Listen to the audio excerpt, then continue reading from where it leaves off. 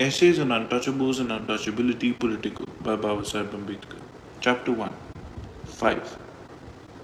Why did the Hindus suddenly turn to reduce the population of the untouchables from millions to fractions? The figure of 50 million had stood on the record from 1911. It had not been questioned by anyone. How is it that in 1932 the Hindus made so determined an effort without any regard to the means to challenge the accuracy of this figure? The answer is simple. Up to 1932, the untouchables had no political importance. Although they were outside the pale of Hindu society, which only recognizes four classes, namely Brahmin, Kshatriya, Vaishya, Shudra, yet for political purposes they were reckoned as part of the Hindu society. So that, for political purposes such as representation in the legislature, the question of the population of the untouchables was of no consequence. Up to 1932, the political question was one of division of seats in the legislature between Hindus and Muslims only.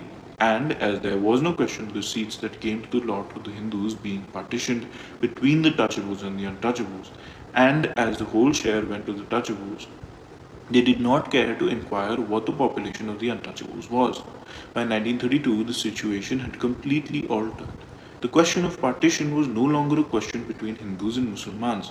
The untouchables had begun to claim that there should not only be a partition between the Hindus and Muslims, but that the share allotted to the Hindus should be further partitioned and the share of the untouchables given to them to be enjoyed by them exclusively. This claim to separation was recognized, and the untouchables were allowed to be represented by members of their own class at the Indian Round Table Conference. Not only was the separate existence of the untouchables thus recognized by the minority subcommittee of the Indian Round Table Conference, but they had also accepted the principle that under the new constitution, the repressed classes should be given representation in all legislatures in proportion to their population.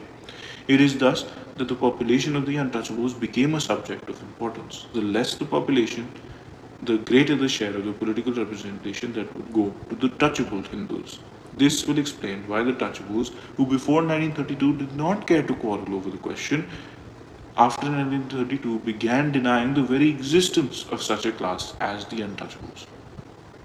The ostensible grounds urged by the Hindus before the Lothian Committee for reducing the population of the untouchables were two.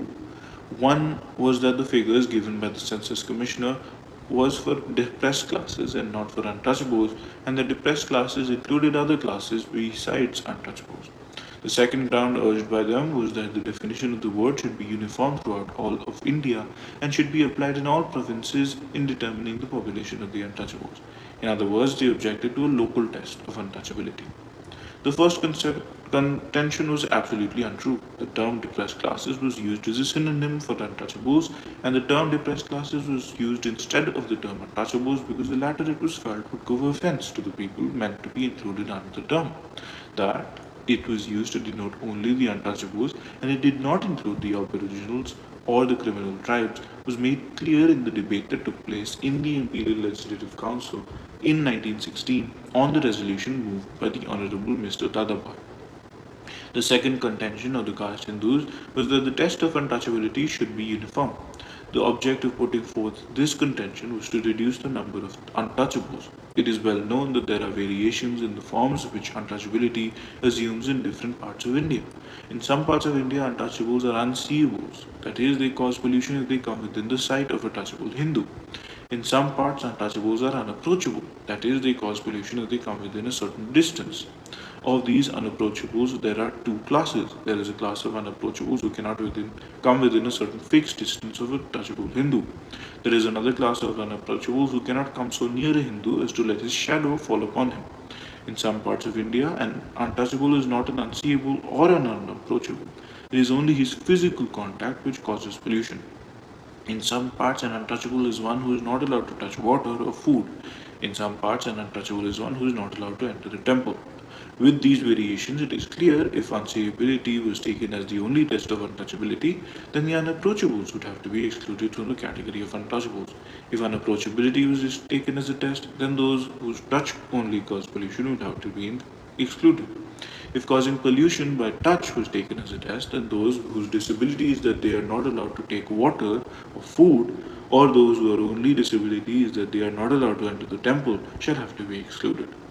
This is what the Hindus wanted to do. By insisting upon uniform tests, they wanted to eliminate certain classes from the category and thereby reduce the population.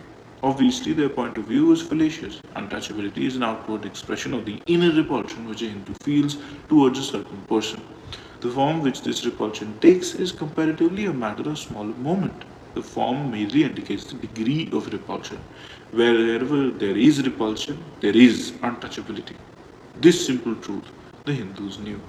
But they kept on insisting upon uniformity of test because they wanted somehow to reduce the population of the untouchables and to appropriate to themselves a larger share of political representation. The end.